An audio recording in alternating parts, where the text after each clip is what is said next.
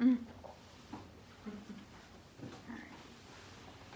Alright, so we are going over the different learning styles. The first thing is I have researched over Chelsea Nakano. I believe that's how you say the name. There is a theory over the FARC model that has proven that there's 4 different studies. The primary types of learning styles, we have visual, reading and writing, kinesthetic, and auditory. The first one we are going to go over is visual learning.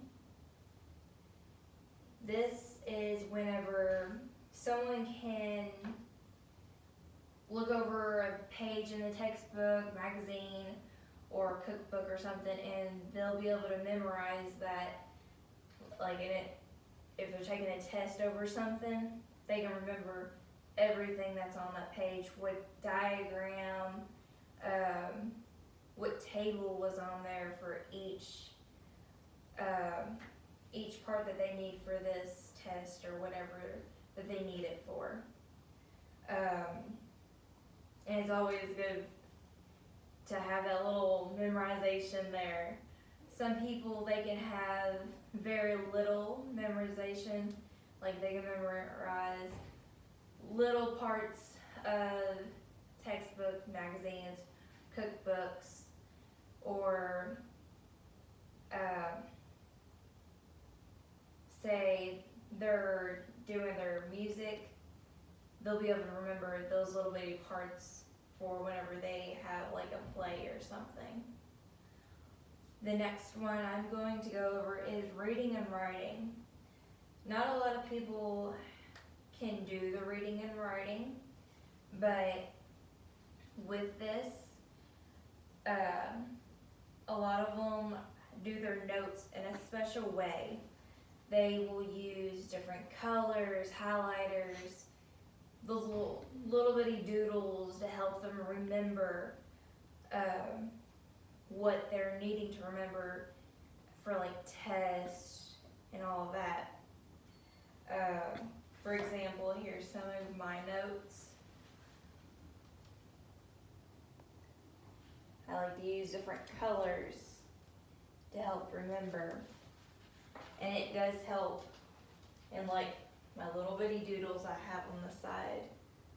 And some people, what they'll do instead of having like learning doodles, they'll have like little smiley faces, hearts, stars, just to help them remember, okay, oh, I see a heart here or a star here. Oh yeah, this is what that means. I got this now. The next one we're going to go over is kinesthetic. Kinesthetic, it takes place when the person actually has to do this learning style. This is more for like physical activity,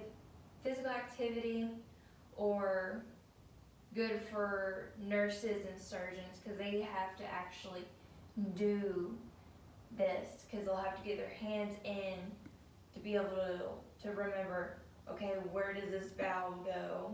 Okay, I have to learn how to do this stitch. But it's more for physical activity than anything with this learning style. The next one is auditory. This learning style is very good for people that are more into the music, such as band, playing any kind of musical instrument. Because what they do is they can hear a couple little chords and they won't know like, oh, this is A minor or whatever like that. They can automatically play that. And not a lot of people can do this. And it's very hard if you're not into the music or you don't play any musical instruments, just because, yeah, you're in class, you're sitting, you're listening, but you're not always catching those little bitty details. So it's harder for people that don't have that don't want to do musical abilities or stuff like that. And there's also a lot of people that will have multiple learning styles that helps them a lot, such as people that will have the auditory and visual. That helps them a lot. Like I said, such as people that does music, or auditory and reading and writing, because they can hear it and then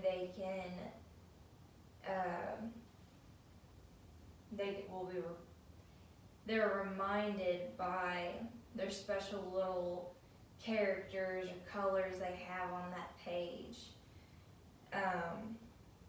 or kinesthetic and auditory. These two work out pretty good together. But it's not always just like an auditory and something together. It could be different ones as kinesthetic and visual, kinesthetic and reading, or opposite. But it's always, not everyone has multiple, and it's very hard for them if you're just sitting in a classroom and you have a kinesthetic one and you don't have the writing one. But thank you for listening today over the different learning styles.